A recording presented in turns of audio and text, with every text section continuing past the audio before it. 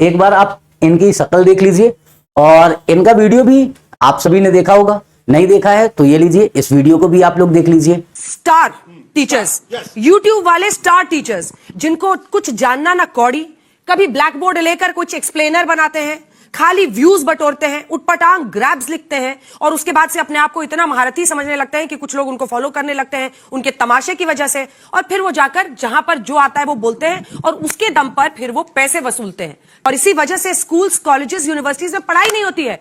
बच्चों से कह दिया जाता है कि भैया तुम कोचिंग सेंटर कोई ज्वाइन कर लो तभी तुम क्रैक कर पाओगे।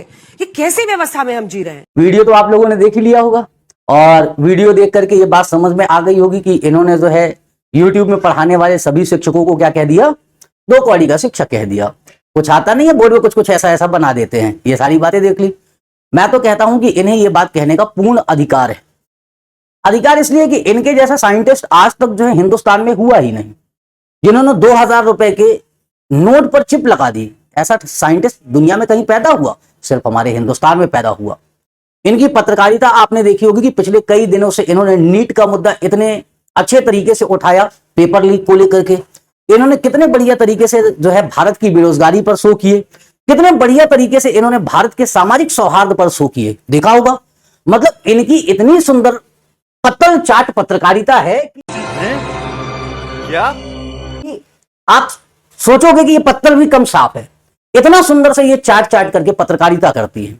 इनकी पत्रकारिता की हालत यह है कि इन्होंने भारतीय मीडिया की स्वतंत्रता को लेकर के विश्व प्रेस फ्रीडम इंडेक्स जारी होता है, उसमें हमारी रैंकिंग कहां पर पहुंचा दी, 157 में पहुंचा दी। इतनी सुंदर पत्रकारिता है और इतनी सुंदर जो है ये पत्रकारिता करती हैं। भैया इसको तो छोड़ दीजिए, अगर इनके सामने से टेलीप्रॉम्प्टर हटा दिया जाए और इनके सामने लिखी हुई स्क्रिप्ट को हटा दी जाए तो दो शब्द नहीं बोल पाएंगे। इनके मन में जो विष भरा हुआ है ना, ये इसी विष ने भारतीय लोकतंत्र को खोखला कर दिया। और सिर्फ ये एकमात्र उदाहरण नहीं है, इनके जैसे संपूर्ण मीडिया जो है इसी का उदाहरण है। पत्तल चाट पत्रकारिता, आप लोगों ने एक पत्रकारिता सुनी होगी, पत्रकार वाली पत्रकारिता, और इनकी पत्रकारिता कैसी है, पत्तल चाटने वाली पत्रकारिता है। तो पत्तल चाट पत्रकारों को इतना तवज्जो देने की आवश्यकता नहीं है। इनको कहने दीजिए जो कहना है, और इसको कहने के पीछे का भी कारण है, उस पर मैं विस्तार से चर्चा करूंगा कि क्यों ऐसा कहा। क्योंकि शिक्षक को कम से कम यह बात तो पता है कि उसका धर्म क्या है। उसका धर्म है छात्र को शिक्षित करना, और चाहे वह यूट्यूब के माध्यम से हो और चाहे ऑफलाइन के माध्यम से हो। हम शिक्षकों ने शिक्षा को सस्ता किया, जन जन तक पहुंचाने का कार्य किया, और इन्होंने क्या किया, पत्रकारिता की परिभाषा ही बदल दी। इन्हें पत्रकारिता का पा भी नहीं पता है। पत्रकारिता किसे कहते हैं यह बात भी पता नहीं है। पत्तल चाटने से फुर्सत मिले तब तो बताएंगे ना कि पत्रकारिता क्या होती है। भारतीय पत्रकारिता का इतिहास तक नहीं पता होगा, पत्रकार के क्या कर्तव्य हैं वो भी नहीं पता होंगे, पत्रकार के क्या दायित्व हैं वो भी नहीं पता होंगे, किस तरीके की पत्रकारिता की जाती है और कैसे प्रश्न पूछे जाते हैं सरकार से, कैसे महंगाई का मुद्दा उठाया जाता है, कैसे बेरोजगारी का मुद्दा उठाया जाता है, कैसे पेट्रोल हाइक का मुद्दा उठाया जाता है। इनको इससे कोई मतलब नहीं है।